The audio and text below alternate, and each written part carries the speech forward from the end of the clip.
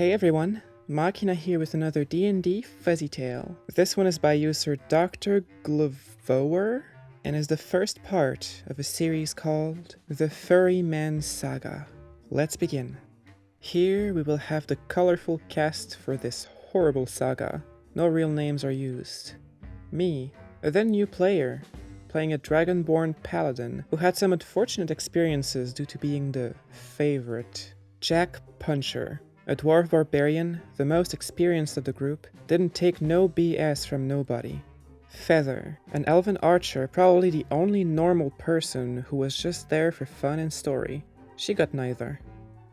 Skeleton Man, our necromancer who despite his name did not get to raise a single skeleton. And our star, the furry man, our beloved DM, with who you will learn more about as the story unfolds. And a bunch of randos who usually left after 1 or 2 sessions because they had a lot more common sense than any of our main characters.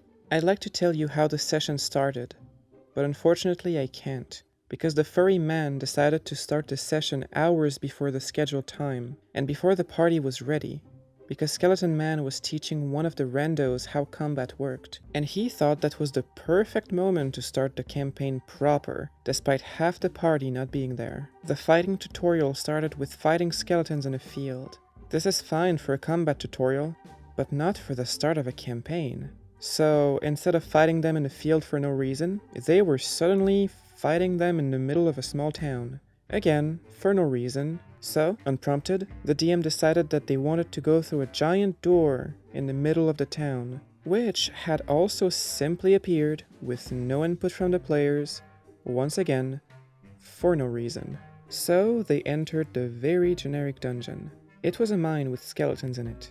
Now, don't get me wrong, a mine full of skeletons is completely fine conceptually for a first session, especially with the new player. It was just weird how all of this happened completely unprompted, with seemingly no rhyme or reason as to why it was happening, and no input from the players. Since the DM decided to start this hours earlier from the assigned time, players had to be introduced halfway through. This started with me being introduced by simply already being in the mines?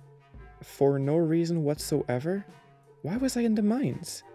How did I get in the mines? I would love to tell you, but I don't know, because I was never given an explanation. The second one was Jack Puncher.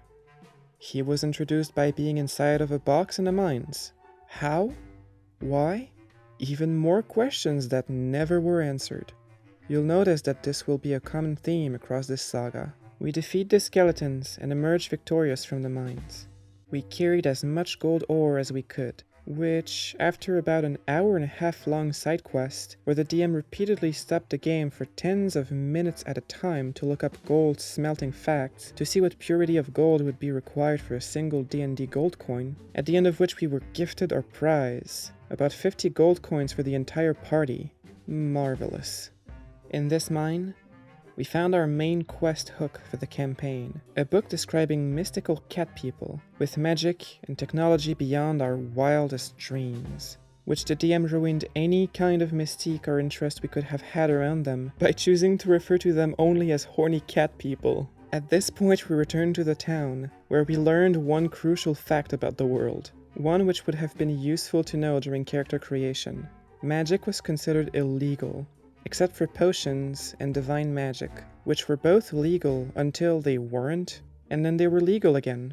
The DM was flip-flopping between what was legal and illegal so many times, I cannot for the life of me tell you with certainty what was legal or illegal in any given session. And so my character and Jack Puncher decided to celebrate the best way 2 martial classes knew how to, by drinking. This would later on reveal to have been a massive mistake by my part, because after 1 failed constitution roll, not even a crit fail, the DM decided that being a drunkard was now a core character trait of mine. And so my character would get drunk and get in usually nude hijinks at least 1 per session where we were in the town, or with access to alcohol whatsoever, without any input from me. This should have been a red flag from the start, but I took it as a one-off joke. Unfortunately for me and the players around me, it would not be. And so ends the first session of our great saga, with us setting off for more fun adventures. I don't know what it is with so many furries wanting to include sexual components to their campaigns. Are they seriously expecting everyone to get on board with that? How delusional do you have to be? I don't know for you, but I'm looking forward to part 2. Subscribe if you don't want to miss it. Until then, take care.